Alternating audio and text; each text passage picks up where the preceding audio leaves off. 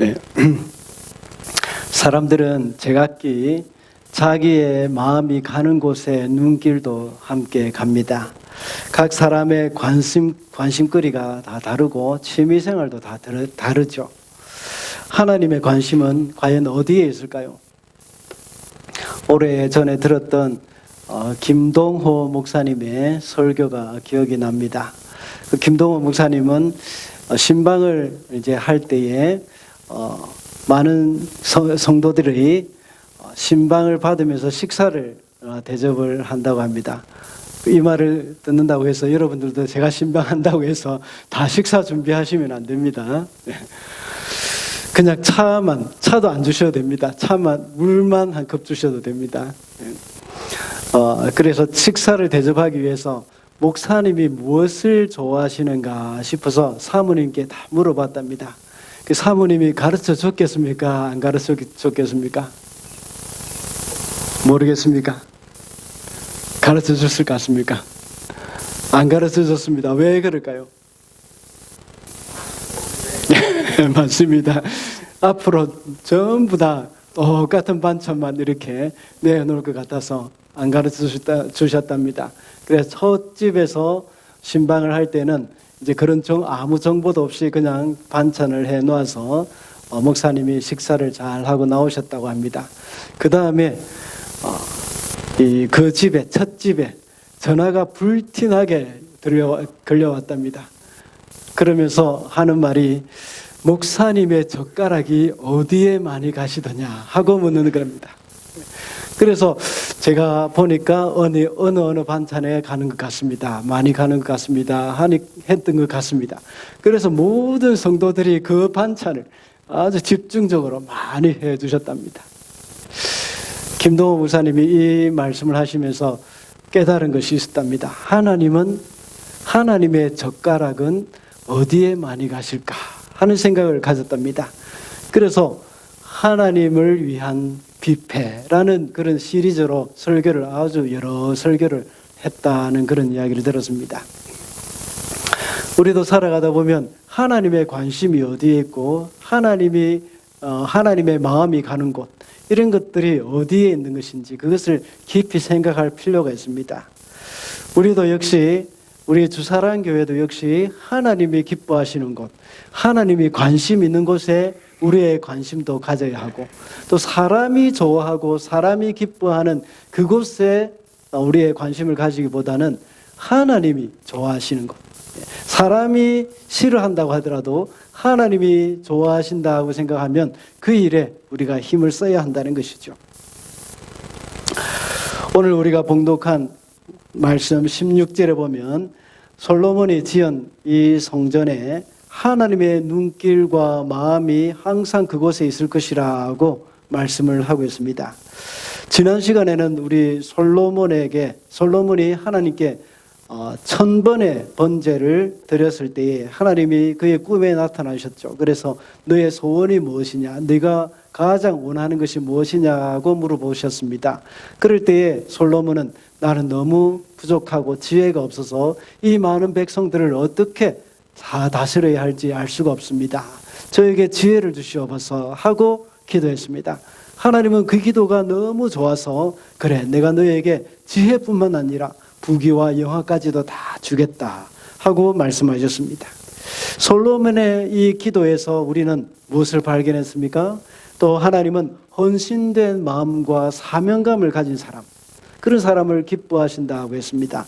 그리고 솔로몬이 자신을 위해서 기도한 것이 아니기 때문에 하나님이 그것을 기뻐하셨다고 했습니다. 이제 솔로몬은 다윗이 준비해 놓은 성전 건축을 이제 오늘 본문에서 보면 완공했는 것을 알 수가 있습니다. 그래서 영광스러운 성전 봉헌식을 했습니다. 솔로몬이 하나님께 기도를 다 마치니까 하나님께서 하늘에서 불이 내려와서 그 제단에 제물을 다 태우셨습니다. 솔로몬은 그때 봉헌식을 하면서 소를 2만 마리를 잡았습니다. 하나님께 드렸습니다. 그리고 양떼를 12만 마리를 잡아서 하나님께 제물로 드렸습니다.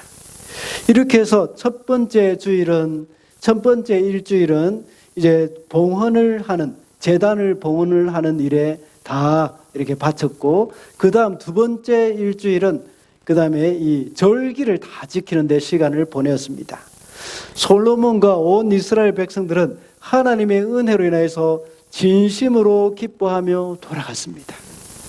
솔로몬의 성전 건축과 왕궁의 건축이 다 끝이 났을 때에 하나님이 밤에 솔로몬에게 나타나셨습니다. 이 성전에 하나님의 눈길과 마음이 머물겠다고 이렇게 약속을 하신 겁니다. 신약시대에 와서는 건물로서의 성전 개념은 사라지고 이제 교회 공동체나 우리 성도의 몸이 바로 성전이라고 했습니다. 주님의 몸된 교회와 성령님이 거하시는 우리 몸이 바로 하나님의 눈길과 하나님의 마음이 머무는 곳이 되어야 합니다. 그러면 우리가 어떻게 해야 성전에 하나님의 눈길과 마음이 머물게 되는지 알아보겠습니다. 먼저 하나님께 헌신하는 자에게 하나님의 눈길과 마음이 머물게 됩니다. 12절 말씀입니다. 우리 성경을 펴고 12절 말씀을 한번 다 같이 읽어보겠습니다. 시작.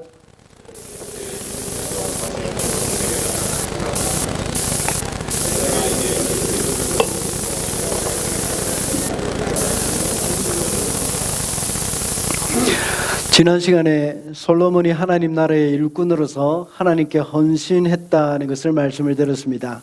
하나님의 일꾼으로서 헌신한 것입니다. 솔로몬의 헌신은 오늘 본문에도 또다시 나옵니다. 그 헌신으로 성전을 완공할 수 있었습니다. 솔로몬뿐만 아닙니다. 그의 아버지 다윗도 역시 헌신해가지고 모든 성전 건축의 준비를 다 해놓았던 것이죠. 그래서 솔로몬과 그의 아버지 다윗의 헌신으로 인하여서 이 엄청난 이 작업이, 성전 건축 작업이 이루어진 것입니다. 하나님은 성전이 완공된 후 그날 밤 솔로몬에게 나타나서 내가 이곳을 택하여 내가 제사를 받는 그런 성전으로 삼겠다고 말씀하셨습니다. 오늘날 하나님께서는 성전을 통하여서 우리의 예배를 받으신다는 것을 알 수가 있습니다. 그런데 신약시대에 와서는 건물로서는 성전이 없다고 했습니다. 건물로서 성전을 가리킬 때에 더 이상 건물이 아니라고 했습니다. 그러면 뭐가 성전이라고 했습니까? 우리의 모임, 교회가 바로 성전이고 또 저와 여러분의 몸이 성전입니다. 예수 그리스도의 성령께서 우리 속에 거하시기 때문에 바로 우리의 몸이 성전이라고 했습니다. 그래서 한국 교회의 유명한 박윤선 목사님은 디모데전서 주석을 내면서 그 제목을 성전 건축 그 명령을 지켜라 하고 그 제목을 붙였습니다. 이 말의 의미가 무엇일까요? 실제로 교회당 건물을 건축하라는 말일까요? 그렇지 않습니다. 디모데전서에서 사도 바울은 교회의 일꾼을 세울 때에 이런 기준으로 세우십시오 하고 디모데에게 편지를 한 것입니다. 다시 말하자면 교회에 이러한 신실한 일꾼을 세워가지고 이 교회를 건축하라는 겁니다. 교회를 세워가라는 겁니다. 건강한 교회를 세워가고 또 하나님께서 기뻐하시는 그 교회를 세워라 하는 그런 의미입니다. 그런 의미에서 교회 건축이라고 했습니다. 교회의 건물을 짓기 위해 말하는 그 교회 건축이 아니라 건강한 교회를 위한 교회 건축입니다.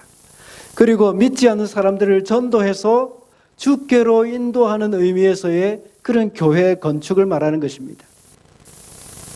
다윗과 솔로몬은 건물로서 교회를 건축하기 위해서 헌신을 했다면 신약의 성도들은 교회를 세우는 일에 헌신을 해야 합니다. 우리의 헌신으로 인해서 주님의 피로 값주고 사신 그 교회를 건강하게 만들어 가야 한다는 것입니다. 건강한 교회, 좋은 교회는 담임 목사 혼자서 이루어지는 것이 아닙니다. 건강한 교회 또 이런 것들을 담임 목사나 직분자를 통해서 이루어진다고 생각하는 것은 잘못된 생각입니다. 이 생각은 어떤 생각입니까? 이것은 중세 로마 카톨릭에서 교회를 정의할 때에 조직 기구로서의 교회, 그것을 강조할 때에 이런 말을 한 것이죠. 마치 담임 목사가 있거나 교회 직분자가 있어야만 그것이 교회인 것처럼 여겨지는 그런 생각에서, 그런 발상에서 나오는 생각이 바로 이런 이 교역자나 또 직분자가 좋아야 교회가 좋은 교회가 된다 하는 그런 생각이 나오는 겁니다. 좋은 교회는 성도 다 같이 모든 성도들이 만들어 가야 하는 겁니다. 우리가 다 하나님 앞에서 신실한 사람이 되어야 하고, 우리가 다 주님 앞에서 정말 하나님이 기뻐하시는 그런 사람들로 세워져야 그것이 바로 건강한 교회, 좋은 교회가 되어지는 것입니다. 왜냐하면 성도 한 사람 한 사람이 바로 교회이기 때문입니다. 성도 한 사람 한 사람이 교회를 위해서 헌신할 때에 그 교회는 건강하게 세워져 갈 수 있습니다. 교회를 위해서 헌신하는 사람, 그런 사람들이 바로 그 사람 자체가 건강한 교회이고 좋은 교회가 되는 겁니다. 그리고 하나님의 눈길과 하나님의 마음이 머무는 그런 교회가 되고 성전이 되어지는 것입니다. 우리가 하나님께 드릴 헌신은 물질적인 것뿐만 아닙니다. 물론 다윗은 물질적인 것으로 다 준비를 해놨습니다. 그리고 솔로몬도 역시 여러 가지 물질뿐만 아니라 많은 사람들을 동원해가지고 그 웅장한 솔로몬 성전을 건축했습니다. 그뿐만 아니라 우리의 몸과 마음을 하나님께 헌신하는 것이라는 사실을 우리는 잊어서는 안 되겠습니다. 어제도 우리 주사랑교회 바누아투 단기 선교 위한 이제 바자회를 정말 은혜 가운데 잘 마쳤습니다. 모두가 다 얼마나 수고를 많이 했는지 모릅니다. 또 휴가 가신 분들은 또 일부러 일찍 돌아와가지고 또 열심히 바자회 준비에 돕고, 또 그 전날 와서 늦은 시간까지 함께 물건을 정리하고 또 이렇게 분류하고 가격을 매기고 그렇게 했던 것이 있었지 않습니까? 이렇게 한 사람 한 사람이 하나님 앞에 헌신한 그 귀한 헌신 때문에 이 교회가 아름답게 되어져 가고 세워져 가고 건강하게 되어져 가는 것입니다. 물품도 역시 많이 후원해 주셨습니다. 그 물품을 만약에 중고거래상에 내어놓는다면 또 얼마나 수입이 많이 있었겠습니까? 그렇지만 그렇게 하지 않고 다 이 바자회를 위해서 도네이션을 해주신 것입니다. 얼마나 귀한 헌신입니까?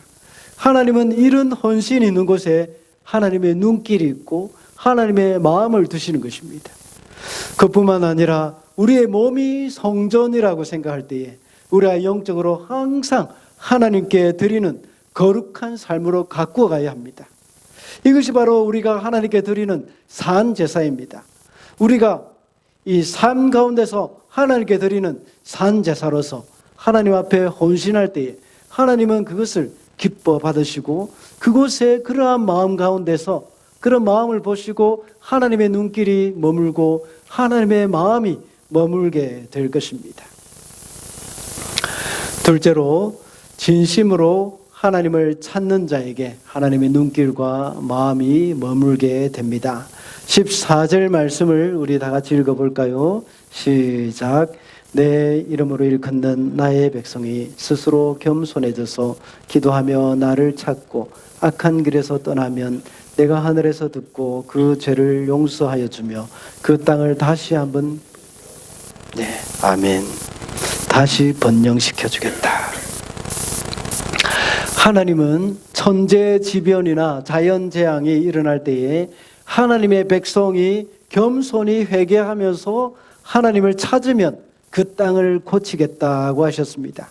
구체적으로 그 재앙이 무엇인지 13절에서 말씀을 하고 있습니다. 하늘을 닫고 비를 내리지 않고 또 메뚜기 떼가 와서 토산을 다 먹어버리고 또 땅을 황폐하게 만들고 그리고 또 전염병이 돌 때 그때를 말하는 겁니다.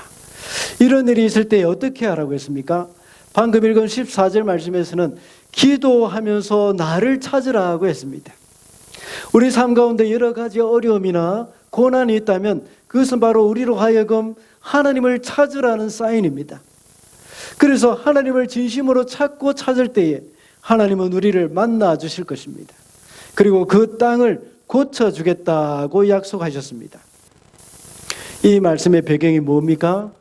성전을 완공하고 솔로몬이 번제를 드리고 하나님 앞에 기도할 때에 하나님께서 밤에 꿈에 솔로몬에게 나타나셔서 약속하신 말씀입니다. 그 전에 솔로몬이 성전 준공식을 하면서 하나님 앞에 기도한 것이 있습니다. 6장 40절, 역대하 6장 40절을 보면 나의 하나님 이곳에서 사람들이 기도할 때마다 주님께서 눈을 또 살피시고 귀를 기울여 들어주십시오. 이곳에서 사람들이 기도할 때마다 하고 말씀하고 있습니다. 그리고 이사야서 56장 7절에 보면 우리가 잘 아는 말씀이지 않습니까? 나의 집은 만민이 모여 기도하는 집이라고 불릴 것이다 라고 말씀하십니다. 이 두 성경 구절을 볼 때에 성전의 본래 기능이 무엇이라고 우리가 볼 수 있습니까? 바로 기도입니다. 그러므로 역대하 7장 14절에서 기도하며 나를 찾고 라는 말은 본래 성전의 기능을 회복해라는 말씀입니다. 내 집은 만민이 기도하는 집이라는 말은 히브리어와 헬라어에 보면 성경의 원문에서 단순히 기도하는 집이라는 그런 말이 아니라 소유격을 썼습니다. 소유격이라는 것은 어떤 것을 소유했다는 그런 말이지 않습니까? 뭐뭐서의 집 이런 말이지 않습니까? 그 기도의 집이라는 말입니다. 이 기도하는 것이 특징이 되어버린 집, 그것을 가리켜 내 집은 만민이 기도하는 집이다 하고 이렇게 말을 하고 있는 것입니다. 오늘날 구약의 성전 개념은 더 이상 없어졌다고 했습니다. 그리고 이제는 믿는 자의 모임이 바로 성전이고 교회이고 성도의 몸이 성령님이 거하시는 전이라고 사도 바울도 역시 말했습니다. 고린도전서 3장 16절에는 여러분은 하나님의 성전이며 하나님의 성령이 여러분 안에 거하신다는 것을 알지 못합니까? 하고 사도 바울은 말하고 있습니다. 그렇다면 하나님의 성전인 성도, 다시 말하자면 저와 여러분이 해야 할 본연의 일은 무엇일까요? 무엇이겠습니까? 말해 주십시오. 네. 여러분이 해야 할 본연의 일 뭡니까? 맞습니다. 기도입니다. 만민이 기도하는 집이라는 그 말은 다른 사람의 구원을 위해서 하는 기도, 또 온 세상과 열방의 구원을 위해서 기도한다 하는 그 사실을 제외하면 성도의 정체성이 드러나지 않는 그 집이라는 말입니다. 복음서에 보면 예수님께서 성전에 들어가셔서 무척 화를 내신 일이 있습니다. 왜냐하면 그 성전에서 매매하는 일과 돈 바꾸는 일들이 일어났기 때문입니다. 거기에서 예수님께서는 짐승들을 내어 쫓고 돈 바꾸는 상을 뒤집어 엎었습니다. 그러면서 예수님이 내 아버지의 집을 강도의 소굴로 만들지 말라고 하셨습니다. 그리고 내 집은 만민이 기도하는 집이라 일컬음을 받으리라. 예수님은 성전에서 매매하는 일로 인해서 하나님의 성전이 기도하는 집이 되지 못했다는 사실로 인해서 아주 분노하셨습니다. 그렇다면 매매하는 일과 돈 바꾸는 일이 이 기도와 무슨 상관이 있다는 말일까요? 주객이 전도되었다는 말입니다. 기도해야 할 그 성전에서 사람들은 시장바닥으로 만들어 놓았다는 것입니다. 매매하는 일과 돈 바꾸는 일 때문에 기도를 할 수가 없었다는 것입니다. 그 지역은 매매하는 지역, 그 장소, 그 다음에 돈 바꾸는 장소, 그 장소는 사실은 이방인의 뜰입니다. 이방인들이 그곳에 와서 하나님 앞에 기도하는 그러한 장소입니다. 성전에는 이방인의 뜰이 있고 여인의 뜰이 있고 이스라엘의 뜰이 있습니다. 거기에 이스라엘의 뜰이 가장 성전 본당이라고 해야 되죠. 성소와 지성소가 있는 그곳하고 가깝고, 그 다음에 그 뒤에가 바로 여인의 뜰이 있습니다. 그리고 제일 바깥쪽에 이방인의 뜰이 있습니다. 이방인들이 여기 와서 하나님 앞에 기도하는 곳입니다. 그런데 여기에 짐승들이 있고 돈 바꾸는 상이 있고 비둘기가 있고 그렇게 하니까 자연히 여기서는 기도할 수가 없는 겁니다. 그래서 예수님은 그토록 분노하시고 고함을 지르셨던 것입니다. 우리에게 있어서도 매매하는 일과 돈 바꾸는 일이 기도하는 영성에 심각한 타격을 준다면 우리는 그것을 내려놔야 합니다. 기도가 잘 되지 않고 있든지 기도가 그 능력으로 현실에 나타나고 있지 않다면 먼저 우리들 마음속에 돈 바꾸는 상 둘러엎어야 됩니다. 그리고 매매하는 자들 여러분 마음속에 여러분의 심령 속에 다 몰아넣어야 합니다. 저는 여러분의 일상적인 경제 생활을 하지 말라 하는 그 말을 드리는 것이 아닙니다. 우리 속에 있는 그 매매하는 자들과 우리 속에 있는 그 돈 바꾸는 자들, 그것이 무엇이겠습니까? 그것은 바로 저와 여러분 삶 속에 자리 잡고 있는 탐욕, 그리고 또 심령에 뿌리 박은 그 더러운 것들, 그런 것들을 가리키고 있는 것이죠. 이런 것들을 몰아내기 전에는 세상을 변화시키는 그 기도의 능력, 결탄코 우리는 경험하지 못할 것입니다. 그래서 예수님이 우리의 삶의 주인이 되셔야 합니다.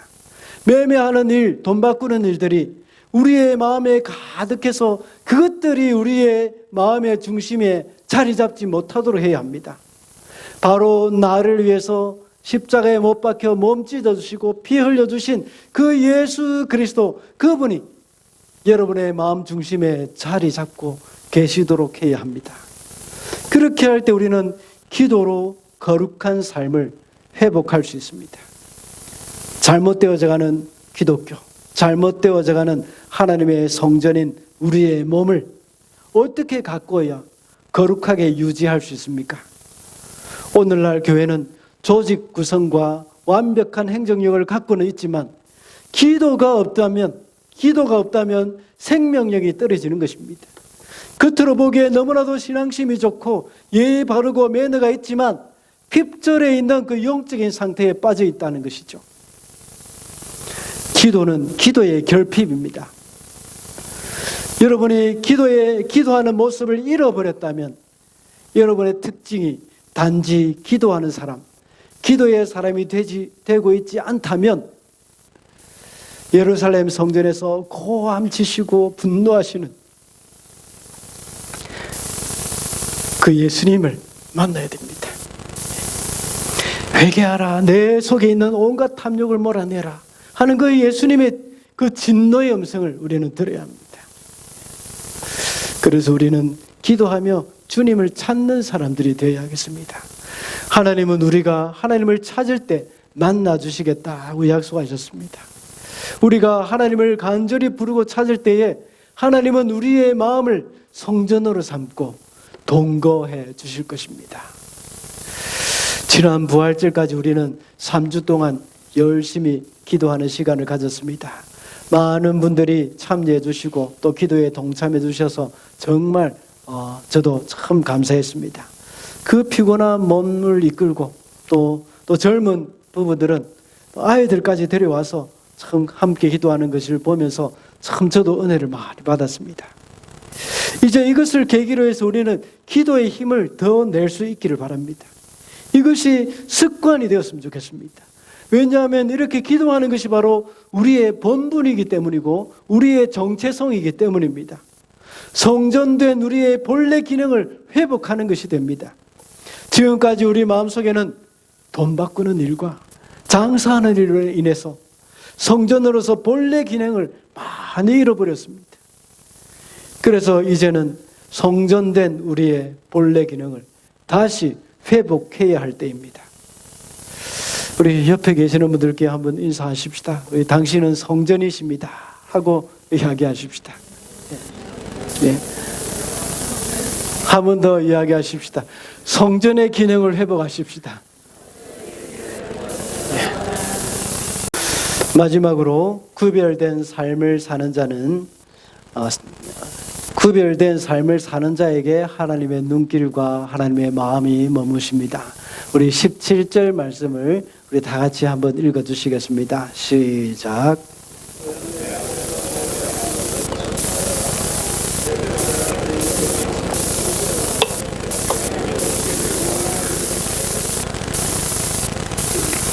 하나님은 솔로몬에게 내 아버지 다윗처럼 살아라고 말씀하셨습니다.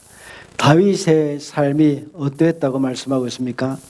바로 이어서 나오는 말씀을 보면 하나님이 명한 것을 실천하고 율례와 규례를 지키는 것이라고 나와 있습니다. 다윗이 이렇게 살았기 때문에 솔로몬 너도 역시 다윗과 같이 살아라 하는 그런 말씀을 하고 있습니다. 사실 다윗은 완벽한 삶을 살았던 것은 아닙니다. 다윗이 범죄도 하였고 정말 추악한 그런 범죄도 짓기도 했습니다. 그렇지만 다윗은 겸손하게 하나님 앞에 다시 나와서 무릎을 꿇고 눈물 흘리면서 기도를 했던 사람입니다. 다윗의 삶은 하나님을 사모하고 하나님을 섬기며 살았던 삶이었습니다. 그러나 솔로몬은 나중에 어떻게 했습니까? 그 마음이 변화해서 하나님을 떠나 우상을 섬기는 삶이 되었습니다. 오늘 우리가 읽었던 19절 말씀을 보면 솔로몬이 앞으로 이렇게 변질되어진다는 것을 우리가 또 짐작할 수도 있습니다. 그것을 암시하는 말씀이기도 합니다. 만약 하나님의 말씀을 떠나 우상을 섬기며 살 경우에 그 성전을 버리겠다 하고 말씀하셨습니다. 우리가 하나님 앞에 버림받는다고 생각을 해보십시오. 얼마나 큰 일입니까? 하나님은 이런 일을 내다보셨던 것 같습니다. 그래서 두 번째 대지에서 제가 잠깐 언급을 했던 13절과 같은 그러한 일이 일어나게 될 것이라고 경고하셨습니다. 13절과 같은 그런 일은 솔로몬을 비롯한 이스라엘 백성들이 하나님을 떠나서 우상을 숭배했기 때문이죠. 어떤 재앙이 일어난다고 했습니까? 처음에는 비가 오지 않고 그 다음에 또 메뚜기 떼가 다 황폐하게 만들고 그 다음에 또 전염병이 생긴다고 했습니다. 하늘을 닫고 비가 내리지 않는다고 할 때 이것은 자연재해라고 할 수 있습니다. 하나님의 징계의 하나라고 했죠. 그리고 또한 비가 내리지 않는 것은 하나님의 대표적인 자연재앙입니다. 하늘에서 비가 내리지 않는다면 아무리 재주가 뛰어난 인간이라고 할지라도 어쩔 도리가 없습니다. 그뿐만 아니라 하늘이 열리고 비가 너무 많이 오더라도 그 자연재앙 앞에서는 어쩔 도리가 없이 꼼짝도 못하고 당하고 마는 것입니다. 그것이 연약한 우리입니다. 여러분 기억하실 겁니다. 아합 왕이 하나님 앞에 범죄했을 때 3년 반 동안이나 비가 내리지 않았습니다. 또한 이스라엘 백성이 아니죠. 인류가 범죄하고 하나님을 떠났을 때에 이 엄청난 비가 쏟아져서 노아 방주의 일이 일어났던 것이죠. 우리 인간이 아무리 과학 기술이 발달하여 그것을 다 동원하더라도 이런 자연재앙 앞에서는 어찌할 수 없이 당하고 마는 것입니다. 우리는 지금도 이 자연적인 재앙으로 말미암아 고통을 당하고 있습니다. 얼마 전에 미얀마에서 지진이 일어나서 그 피해를 다 파악할 수조차 없게 되어졌지 않습니까? 그 후로 전후로 계속해서 처처의 기근과 지진과 화산 폭발이 일어나고 있지 않습니까? 우리는 이런 일이 나에게 닥치지 않았다고 해서 우리의 일이 아니라고 생각해서는 안 됩니다. 우리는 이 일을 두고 하나님 앞에 기도해야 합니다. 또한 13절에 보면 메뚜기가 토산을 다 먹어치워버린다고 말씀하고 있습니다. 물론 메뚜기 떼의 습격은 자연재앙에 속하기도 합니다. 그렇지만 약간 다른 차원에서 볼 때에 이것은 경제적인 재앙에 포함이 되기도 합니다. 저는 어릴 때에 메뚜기를 잡아서 구워 먹고 또 요리해 먹기도 했습니다. 여러분들 중에서도 그런 분들이 많이 있을 것입니다. 그런데 제가 한번 메뚜기 떼의 습격에 대해서 충격적인 것을 한번 보았습니다. 이 펄벅의 돼지라는 그 소설을 제가 중학교 때 읽으면서 이 메뚜기 떼가 이렇게 심각하구나 하는 것을 처음 깨달으면서 엄청난 충격을 받았습니다. 도대체 메뚜기 떼가 어땠길래 이런 엄청난 일들이 발생하는가 하는 생각을 가지면서 처음 충격을 받았습니다. 그 당시에는 토지는 사람들의 경제적인 기초가 되었습니다. 그런데 메뚜기가 그 땅의 소산을 다 먹어버렸다는 것은 그 땅 거민이 먹을 것이 없다는 것이 되는 말이죠. 메뚜기와 황충이 토지 소산을 다 먹어버려서 이제 토지는 황폐화되어 버렸다는 것입니다. 그래서 그들에게는 경제적인 어려움이 있는 것이죠. 이집트에서도 역시 하나님께서는 10가지 재앙을 내리면서 그 메뚜기 떼를 보내지 않았습니까? 먹을 것이 없어졌습니다. 그렇다고 해서 무조건 또 가난하다고 해서 이것이 하나님의 재앙, 하나님의 형벌로 인한 것이라고 생각하면 안 됩니다. 우리에게 불필요하게 돈이 나갈 일이 생기지 않습니까? 제일 좋은 예로 어떤 것이 있습니까? 교통 위반 딱지가 날아오는 것이지 않습니까? 그 외에도 우리로 하여금 재정적으로 어려움에 빠지게 하는 그러한 일들이 너무 많습니다. 우리의 과소비도 역시 우리로 하여금 재정적인 어려움에 빠지게 만드는 것이죠. 혹시 여러분 주머니에 메뚜기 떼가 습격하지 않았습니까? 그때 우리는 거룩하게 구별된 삶을 살고 있는지 우리는 돌이켜봐야 합니다. 사회적으로 죄악이 물들어갈 때에 전염병 또한 계속해서 일어나고 있습니다. 다윗이 인구조사를 함으로써 하나님께 범죄해서 연병으로 하나님이 징계를 하셨지 않습니까? 오늘날 많은 현대병이 있습니다. 그 독감이나 암, 에이즈, 또 각종 성인병, 온갖 병이 우리를 괴롭히고 있습니다. 지난 20여 년 동안 코로나19를 비롯해서 전염병이 얼마나 많이 유행을 했습니까? 성경에도 이런 전염병이 생겼습니다.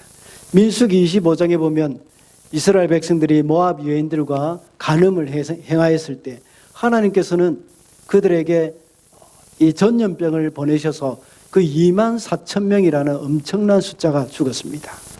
전염병으로 죽은 이스라엘 사람들, 다윗의 인구조사를 통해서 하나님께 범죄했을 때에 이 전염병이 생겨서 많은 사람들이 죽었지 않습니까?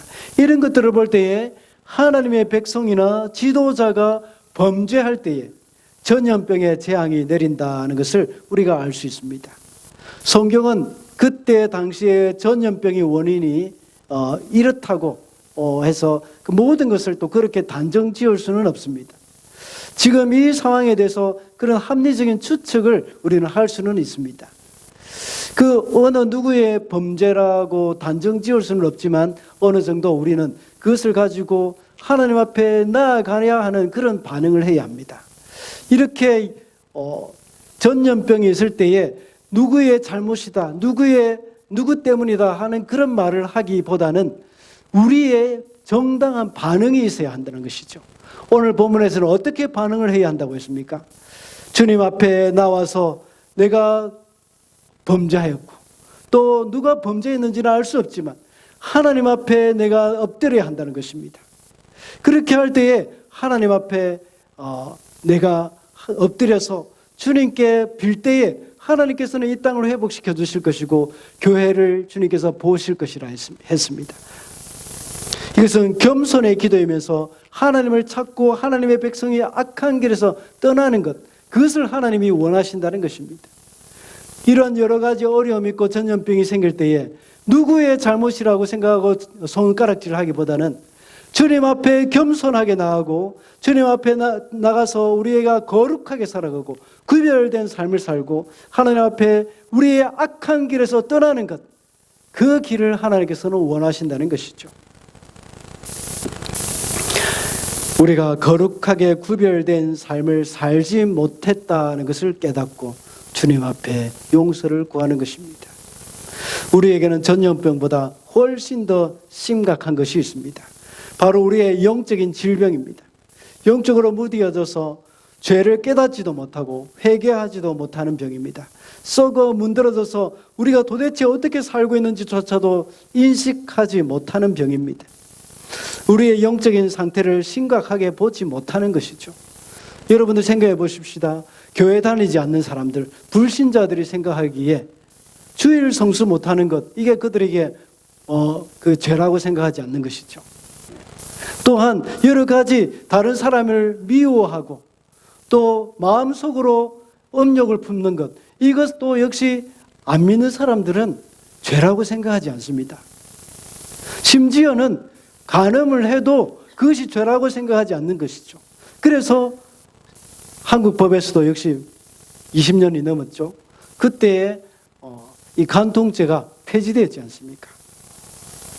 이런 것들은 계속해서 우리가 하나님 앞에 죄에 대해서 무디어져 있을 때에 우리도 역시 마찬가지입니다. 그런 죄가 죄로 여겨지지 않을 때가 있다는 것입니다. 이렇게 양심이 무디어져 있고 또 하나님 앞에서 우리의 영적인 이 촉각이 무디어져 있을 때에 우리는 하나님의 영광을 잃어버리게 되고, 또한 아무리 재앙이 오고 자연재앙이 오고 경제적인 재앙이 오고 연병이 온다고 하더라도 우리는 그때 깨닫지 못할 때가 있습니다. 교회가 교회됨을 잃어버리게 되는 겁니다. 교회는 과거에도 8%도 안 되는 그 기독교 인구가 대로마 제국을 정복했다는 사실 여러분들 알고 계십니까? 이제 한국 교회는 25%나 되는 그 기독교 인구가 그 하나님의 영광스러움, 교회의 영광스러움에 도달할 수 있는 그 힘조차 이제 다 없어져 버렸습니다. 오히려 곳곳에 기독교인들은 욕을 먹고 있고 세상 사람들이 교회를 걱정하고 있는 상황입니다. 어째서 이런 한국 교회가 이 모양이 되었습니까? 1907년도에 초대 한국 교회의 영광스러운 대부흥운동, 이제 어디에 가버렸습니까? 술집이 문을 닫고 집집마다 회개의 울음으로 눈물바다가 되었던 그 시대, 더 이상 우리가 기대할 수가 없는 것일까요? 이제는 기독교가 세상에 대해서 아무것도 할 수 없고 이제 하나의 애물단지밖에 되지 못하는 이유가 무엇입니까? 우리 그리스도인들이 더 이상 세상 사람들과 다르지 않았기 때문입니다. 세상 사람들과 똑같이 탐욕스러운 마음이 있고 동일하게 물질 만능주의에 빠져서 하나님보다 돈을 더 많이 의지하는 시대가 되어버렸습니다. 하나님의 성전인 교회가 구별된 삶을 살지 않았기 때문입니다. 솔로몬이 다윗과 같은 그런 삶을 살지 않았던 것과 같이 오늘날 한국교회가 초대 한국교회와 같은 그런 삶을 살지 않았기 때문입니다. 다윗은 비록 범죄하였지만 처절하게 회개하면서 하나님의 얼굴을 구했습니다. 그러나 솔로몬은 그의 아버지인 다윗이 그토록 사랑하던 그 하나님을 버리고 우상을 숭배했습니다. 우리도 하나님을 섬기는 그 백성으로서 거룩하게 구별된 삶을 살지 않을 때에 하나님은 우리를 버리실 것입니다. 겉모습이 화려하고 부러울 것 없다고 하더라도 그 사람이 하나님을 떠나서 마음속에 탐욕과 우상이 가득하다면 그 사람의 몸은 성전이라고 할 수가 없습니다. 예수님의 표현대로 하자면 그 사람의 몸은 성전이 아니라 강도의 소굴입니다. 앞서 말씀드린 바와 같이 예수님께서 예루살렘 성전에 들어오셔서 그 성전을 정결하게 하셨던 때를 우리가 생각해 보십시다. 우리 속에 하나님을 사모하는 마음이 없고 여러 가지 잡다한 것들로 가득 차 있다면 이제 그것들을 다 몰아내고 진정한 성전의 역할을 해야 합니다. 그럴 때 하나님의 눈길과 하나님의 마음이 우리에게 머물게 되고 또한 우리 교회에 머물게 될 줄로 믿습니다. 말씀을 맺겠습니다. 오늘은 하나님의 눈길과 마음이 머무는 곳이라는 제목으로 말씀을 살펴봤습니다. 하나님의 눈길과 마음은 하나님께 헌신하는 자와 진심으로 하나님을 찾는 자에게 머무신다고 했습니다. 그리고 하나님의 눈길과 하나님의 마음은 구별된 삶, 거룩한 삶을 사는 자에게 머무신다고 했습니다. 하나님을 더 깊이 사랑하고 하나님과 동행하면서 거룩한 삶을 살아가는 저와 여러분이 되시기를 바랍니다. 기도하겠습니다.